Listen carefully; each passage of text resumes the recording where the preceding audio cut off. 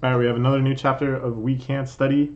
This one with a badass senpai snowboarding on the cover. Sure. Meanwhile, Ritz-chan having a very hard time skiing, and a cute little Nariyuki snowman. They've got his little cowlick type thing, very well expressed in snow. Thus, with an epiphany, he runs because of X. Okay. Okay. Oh, it's marathon time. Marathon time. Hanging out with his friend.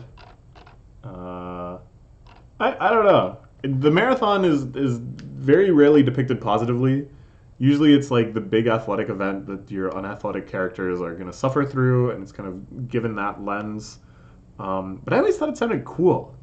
You know, a big race. Everyone's just going to run a big race. I mean, I'm not like that talented a runner. But I enjoy running sometimes, and I enjoy moving my body a long distance, usually walking a long distance. But you know, a nice light jogging pace is good too. I think I would look forward to the marathon. It's easy to say now. I don't have to do it. I'm not in high school anymore. But doesn't it kind of sound fun? A marathon? Anyways. Uh, so he's still a little freaked out because of course they kissed a bit ago. Straight on, intentional lip to lip kiss. Of course, later she found out that this is not how foreigners kiss when they greet each other. No. But Nariyuki, it's not really clear what he thinks it meant. If he understands that it couldn't possibly be just a greeting kiss. He also found out that she made up the guy that she has a crush on, or rather that like she doesn't have a crush on someone else. It feels like all the pieces are there that he should be able to put this together extremely easily. But as we've said, the denseness of a harem MC can sometimes spike up to black hole levels where the plot demands it. Just keeps popping up whenever I see her face. Greeting and it's normal overseas. Oh, and the fact that he's hanging out with this guy. This guy, of course, is in a relationship with one of Uruka's friends, right? This kiss is a form of greeting. Think of my partner university. Woo! It's usually just on the cheek. Whoa! Nariyuki has learned the truth. What will he make of this? Knowing him, he'll be like, I got something to tell you. This is kind of embarrassing, but you need to know before you go overseas. Don't kiss people on the mouth. It's not with that. You don't, but the mouth and their mouth, you use their mouth and their cheek. You just gotta do that. And the whole time she's just like boiling red with embarrassment. Anyways, it's marathon time. Furuhashi. Oh! Running over to Furuhashi for advice. Furuhashi, of course, understanding that this advice is just thinly veiled advice for him, and also understanding the other side of the situation, but really being unable to move, paralyzed by her own feelings. Furuhashi, a tragically poetic character, the only one that can see just what a muddled mess this web of relationship is. Whoa, she ran off. Not very good. Freight's really popular these days? I gotta take care of some other stuff. I don't know. I don't feel like going back and checking what this is a reference to, but whatever. I think it's just a little in-joke. Nariyuki, not a huge athlete, wobbling as he tries to keep up with the pack. Oh, but Ritz, even slower, bouncing along behind him. And she's down. Poor Ritz. Oh my god. Wow. And of course he's having a sensational flashback because this is one of the things that she got him to do while he was hypnotized. Which is, you know, maybe a little unethical, but okay. So they're somewhere around last place now, I'm sure. This is kind of interesting the way this chapter is structured. that he progressively just hangs out with slower and slower girls as he loses the race. Ooh, and she too offering to spoil him.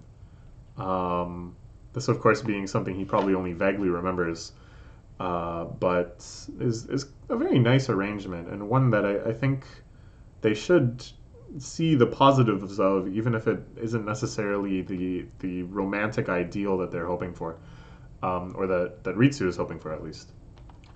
So both girls trying to offer him advice, and yet both girls probably deep down very upset about the situation that he would tell them about. Tragic. In the end, harem series are tragedies. Tragedies of unrequited love and of the impossibility of polyamory in the world of comics. Naruyuki's friend, Naruyuki has a friend, but it's not that guy, because he already has a girlfriend. And it's not like the other friend that we see sometimes, the one that wanted to go overseas, because obviously that guy doesn't have a girlfriend and has not been close to a girl in a while, unfortunately for him. But some other friend received an overseas style greeting from a girl who was planning to study abroad. Wasn't really a greeting. The girl, she shouldn't be interested in the guy, and yet she kissed him. Gave you an explanation of asking how I'm not in the end. I didn't understand a thing. People's feelings are hard to understand. Fool! She wants to kiss again. God, this series is getting crazy. It's like they just upped the power level of everything happening. And now so many more outlandish scenarios are on the table. It's exciting, and yet you know that it's only possible because it's not actually exciting. That this is just going to become like the new normal, and this sort of conversation and these sort of incidents are just going to again not actually lead to any sort of progress because there's still more tankobons to sell, but instead just kind of idle things along with the same paralyzing superstructure of relationships, never letting the house of cards fall completely. Anyways, what did the friend think of it at the time? That is what's important, correct? What did Naruyuki think? This is nice that he's having this conversation with Ritsu, who, because of her kind of bluntness with emotion, her kind of unsophisticated emotional intelligence, is able to ask them these questions directly, and that he feels the need to provide a direct, simple answer as well, right? So it's a good opportunity. This is really good character writing, isn't it? To have a character like this. A lot of harem series go too far with it, with the kind of like the nerdy girl, and it's like impossible to have this sort of conversation. But they hit a real sweet spot with Ritz. That she wants to be more emotionally adept. She wants to be able to understand people better. And she's in many ways most of the way there, you know? It provides such good opportunities. He was shocked, shy, but he was happy in the end. Whoa! Now, does Rizu know that Naruyuki is actually talking about himself here? I think not. I think she's just excited to be hearing this sort of story in general, but doesn't get that it's the guy she likes that's actually being kissed. You didn't realize something. All this time, I could feel there was a distance somewhere between you guys who shine so bright and me who had nothing. To any of that distance, it was... Ooh! So this is like a real major part of the series. That Naruyuki has very, very low self-esteem in some regards, and sees all of the girls that he tutors as just like superhumans, which is true. They're all very remarkable and talented and hardworking people. But he needs to realize that he too is a genius of hard work, that he too has an admirable side to him. So the identity of that distance, did he realize that maybe there isn't a gap after all? Whoa! There she goes. You guys are a lap behind. God dang. That was well done. I love just the one panel of her, like, kind of sound effect here. Just the sound of her footstep and then flying past. That's very nice paneling. Very good manga writing. Just rest here for now. I'll call teacher to get you. Me worry about me. Ooh, wait a minute, wait a minute, wait a minute. I think you went a little too far there by saying worry about me, and he dropped the any sort of plausible pretense of talking about a friend, you know? So, does she realize now? Is she now worried? Is she sad? Whoa, Naruyuki going too fast. You're still a whole lap behind. You're a lap behind! And she's like not even breaking a sweat. I think she's only sweating out of concern. Her face in this bottom right panel is fantastic, by the way. So it's fine. I've got to set something within me sprouted then, to put it one way. Thinking of all 5 girls in his life. All these potential Naruyuki Bowl winners. But no, not really. It's gonna be one of the 3. Have them lap behinds. Even if it's meaningless, it's all fine. Compared to standing still from afar, this is much better. I want to stand next to all of you as equals. Oh, that's nice. That's actually really nice. I've often thought, kind of along these lines of Naruyuki, that I feel so blessed that I have friends that I consider like superhumans, and I won't make any qualms about bragging about them. I know some pretty amazing people who are extremely talented in their fields, who have achieved a lot, who are extremely gifted in one particular skill set or another. Really remarkable people that I feel very blessed to be friends with. And I always thought I was lucky that someone like me could be friends with someone like that I could have these superhumans living amongst me. But slowly I realized, like, it's not just luck.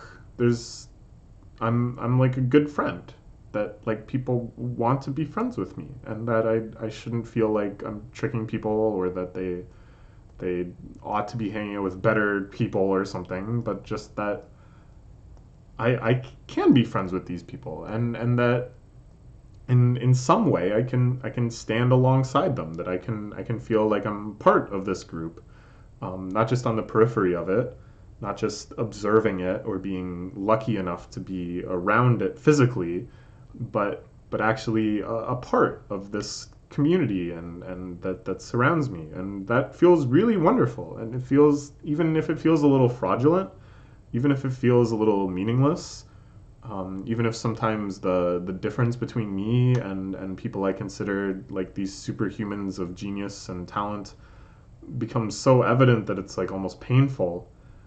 It would be so much more painful if I let the distance grow, if I was content to be on the outside. It's so much better to struggle, well, not struggle, but to try, to want to really be among people like that. It's so much better. It feels wonderful. It feels like such an achievement sometimes. It's great. It's really great. Good job, Naruyuki. You got it. You got it right. This feels great. More importantly, Yuruka, better be the best out there. Oh, she really thinks he's having a bit of a breakdown. And maybe he is. I don't know. But he's also running to get the teacher, right? He feels so bad about Okada being stuck out there on the sidewalk. What a great guy.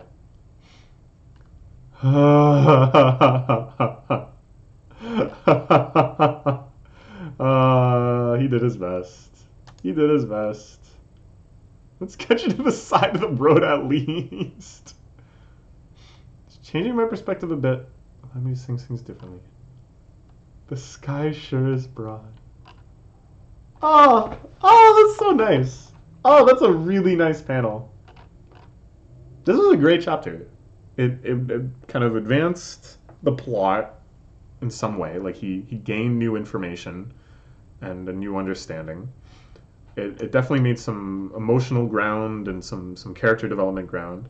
It involved all three main girls in roles that really kind of highlighted their unique qualities and stuff. And it ends with this really beautiful message. The sky sure is broad. There's so many things you can do. So many wonderful people out there. Great. Okay. We will read the next chapter sometime soon. Thanks as always to Jamini Box for their great scanlation work on this. Oh, and we get an advertisement for the anime too. The anime is coming out next season, I believe. I hope they do a good job with it. This story has a ton of potential. I was hoping Shaft would do it, kind of in the style of Nisekoi, given that this series is in many ways in the style of Nisekoi, I think. I can't remember what studio is doing it actually, but there's a lot of potential to do a great job with this if they really have fun with it. You know, that's the genius of Shaft's Nisekoi adaptation, is that they really went all out with like the shaftiness of it, and I think the same potential exists here. You can't just do it dry though. You can't just adapt the manga and draw animated versions of the things that happened in the manga. You have to go like all out and make it like a big spectacle. So we can hope. We'll see. I don't know if I'll even bother watching it unless I hear that it's really good. Just because I already know the plot and there's a lot of other things I want to watch. But we'll see. We'll see. Okay, that's all for now. Bye bye.